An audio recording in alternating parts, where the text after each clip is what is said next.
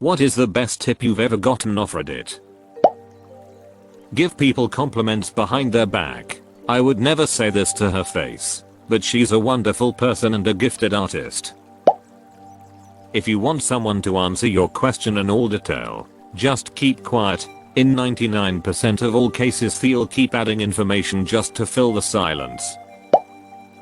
When a large cluster of people are walking towards you, you can make them all move out of your way simply by walking slower than them. It's crazy how the human mind works. I start crab walking, but this sounds easier. That USB ports in the back of TVs can be used to charge your phone has saved me on a couple of trips abroad when I've forgotten a plug adapter. If you're long distance moving, make up a first day box consisting of basic cooker and ingredients, your Wi-Fi router, computer, some clothes, toiletries and whatever other necessities you need until you get all of your stuff. Kinda like your airplane caravan. I like it. If you want to be good at something, you first have to be willing to be bad at it. Dude, sucking at something is the first step to being sorta good at something. Jake the dog. If you find yourself on the verge of tears, find a random object in your line of sight and start mentally describing it. Somehow it takes away from the emotions and lets your brain reset. I found this tip a few months after my dad died and had been having trouble driving to and from work without breaking down into a puddle of tears. First time I tried it, I chose a lamppost and was blown away that it stopped the floodgates. Years later I still use this tip if I feel I'm on the verge of crying for any reason. Eater, I'm so glad this might be able to help some of y'all out there. It was very much a game changer for me during the grieving process. A few comments have noted that crying can be a good thing and recommend not holding back. I wholeheartedly believe in the catharsis that comes from just letting it all out. However, there is a time and a place for that. And it's definitely not when you're about to walk into your boss office, or trying to merge at 60 mph on the freeway, or ordering a coffee from the corner shop. I've found that if I'm frustrated that I'm about to start crying, I'll just end up crying even bigger tears because it feels so uncontrollable. This tip can help assuage an untimely well up, get you through what you need to do right now, and release the emotions into a blubbering mess a little later. I once read about how, when you take your driver's license test, you should over-exaggerate your head movements when looking in your side mirrors, just to make it obvious to the instructor that you are looking, and also to do it constantly. I think this really one of the reasons I passed on my first try. Very true. And this also carries over to other things too, like, if you're being observed on the job, to make sure you are correctly doing, for example, some sort of safety protocol. Make your movements more deliberate and don't rush it. The person observing you is only human after all. The best way to store leftover ice is to wrap it in cling wrap and freeze it. Don't refrigerate it. This results in drier ice every time. Later, take your frozen rice bowl and microwave it on half power for a few minutes. This steams the rice and it comes out awesome. Thank you, random Reddit rice friend. Edit 1. Make sure your cling wrap is microwavable and leave it on during the reheating. Then open it carefully so the hot steam doesn't get you. Edit 2. Those comments saying it's better to refrigerate the rice, then either add water or put a wet towel over it. Okay, that is one option. However, I prefer the wrap and freeze method for these reasons. 1. You don't need a separate container. 2. You don't need the extra hydrating step since all the moisture is still locked in the rice. And 3. You can store the rice frozen for months if you want. That said, I do appreciate the info on using intentionally dry rice to make fried rice the next day. In any case, however you do it, happy rice to all, except when you need dry rice for fried rice. Tensing up your hand into a tight fist can help suppress the gag reflex. I personally use it to help clean my tongue, but if you have other uses for it, no judgment. 5-second rules. If you're lazy to do something, slowly count to 5 and do it. It's worked for me, but nowadays when I really don't want to do some work, I start counting, and the other guy in my brain kind of reduces the volume of the countdown until I can't hear it anymore, and then he's like, let's play some Dota, bitch. You can make a boner go away quicker if you move any muscle in your body for more than 30 seconds. Move stick for 30 secs. If it takes less than 5 minutes to do it now. If it takes more than 5 minutes, break it up into 5-minute chunks, then do it now. If you're suspecting that someone is following you while walking driving, take 3 right turns in a row. If they are still there, you're being followed, and don't go home. I got followed one night by 2 guys in a truck. I remembered to take the 3 rights, and they were still right behind me. Remembered not to go home, forgot to drive to the police station 5 blocks away. Ended up making it through a light that they had to stop for. Quickly turned off that road and got myself home. Scary shit. It's been almost 30 years and I still remember it. Trust your instincts. If my gut hadn't told me something was wrong, I would have driven straight home. That washing my hair every day was making my head itch. Someone in another askreddit thread about hygiene suggested that if your scalp itches and flakes, it could be that you are washing your hair too often. He recommended washing it with shampoo every 3 days instead of every day. I took the advice and it worked, although I can only go 2 days without my hair starting to stink. Saw a reduction in the flaking and the itching has gone away totally. Using dental floss to lift up the toenail helped me get rid of an ingrown toenail that I had suffered for years. Ouch. I had one for a couple of weeks while waiting for a slot for surgery, and that was agony. 10-minute operation for the surgeon to remove a small bit of the nail root on each side. My nail is now slightly narrower and it never happened again. There's a long thread of some guy explaining what to do in case you ever win the lottery, how to allocate money, and avoid scrutiny and pitfalls of previous winners. It was incredibly detailed in a muty comment thread. Super useful and interesting read, except I don't play the lottery, so the odds of me using that information are pretty bad.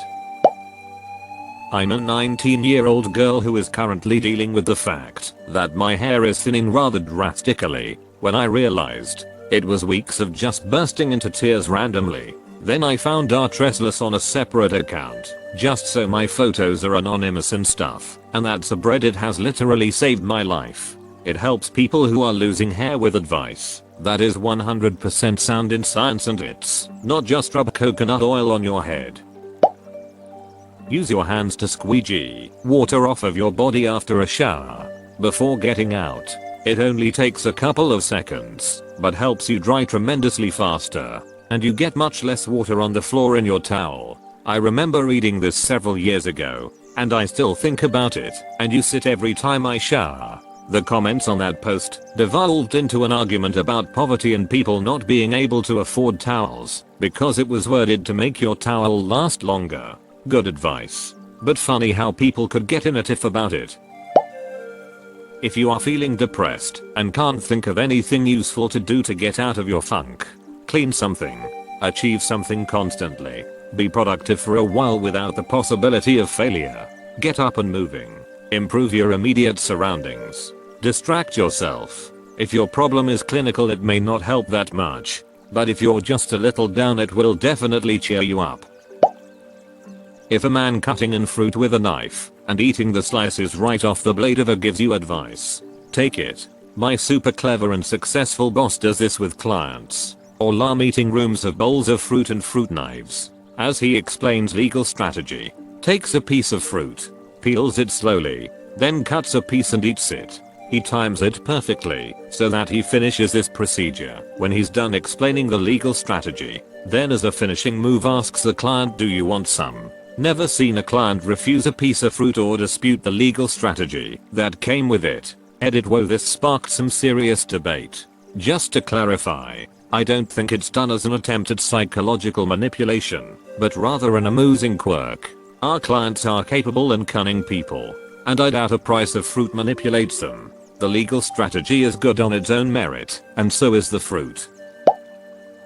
Skipping a YouTube video with ads to the end and pressing replay removes the ads. Just install ad block. Compliment your male friends. Nice cock, by the way. You should always buy good products for anything that separates you from the ground, i.e., shoes. chairs, mattress. Don't cheap out on it. Your back and joints will thank you for it later. And tires for your car. One of the first things I saw on Reddit was someone saying that you could always open a link in a new tab by middle mouse clicking. Then later I found out you could restore previously closed tabs with Ctrl Shift. Both were game changers. You can also close tabs by hovering over them with the cursor and clicking the middle mouse button. Ctrl with also closes stuff down tabs in programs. If you middle mouse button click on a taskbar icon, it will open another instance of the program like a new browser window. When you have a pet that needs to be put down, never do this at the vet, but have it done at home.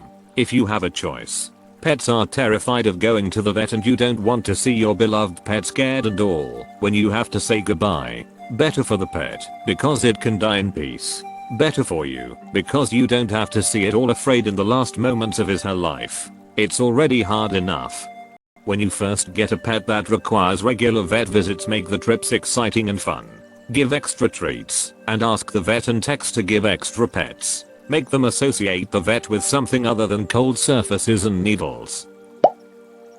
If you go outside and you meet several people and one's an asshole, you met an asshole. If you go outside and all you meet is assholes, you're the asshole. If everything smells like shit, it's time to check your shoe.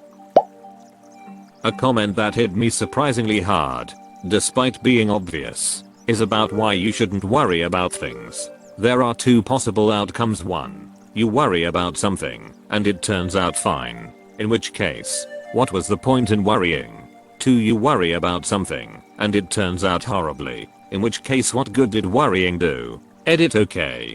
Getting lots of replies here. Yes, this advice is predominantly for things that you can't change. And only for worry that negatively affects your life. And isn't an instant cure. If you worry, you suffer twice. Someone suggested an amazing alarm app called Alarmy. It has an image recognition system, so what you do is take a picture of something. Then to shut off the alarm you have to take the same picture. No sitting in bed snoozing the alarm. So I have a picture of my microwave. So to shut off the alarm I have to get out of bed, walk across my apartment to the kitchen, turn on the light, and take the picture. It has been amazing for me, and honestly I would say it's changed my life being able to wake up early in the morning to get stuff done. I'm not a morning person, and will literally tell myself 10 more minutes hitting snooze over and over for over an hour. Asserting dominance. Someone enters the room and catches you, let's say, masturbating. If you behave like you were caught, start apologizing and frantically pulling your pants up, etc., it means that you're the one who did something wrong and should be embarrassed. Thus, the other person has control over the situation. If, however, you look them in the eye and keep on what you were doing without minding, the other person feels like they have intruded a personal moment of yours. Thus they did something wrong and they get embarrassed, and voila, you have control over the situation. If you're being downvoted for a comment, don't start complaining about it, or it will get much worse. I feel that this advice also translates to real life. People hate someone who complains when things don't go their way. Someone posted how they and their partner spouse go to a restaurant they've never been to before on the date of their anniversary each month. My partner and I have been doing this for over a year now, and it's really fun, and just adds a little something extra to going out together. And it makes sure we don't go to the same 5 places over and over. How to tell if you're having a stroke. First, try and say your name. If it takes you a moment, you might be having one.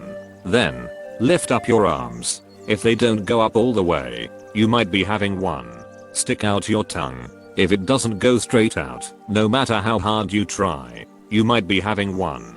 Look in the mirror. This is a big one. If one side of your face is drooping, you are most likely having one.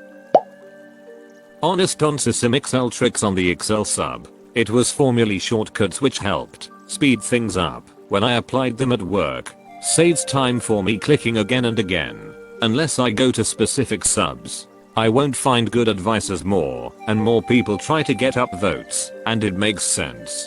I mean, as of current time, the top voted posts are 1 extremely obvious basic. 2 sex jokes for upvotes.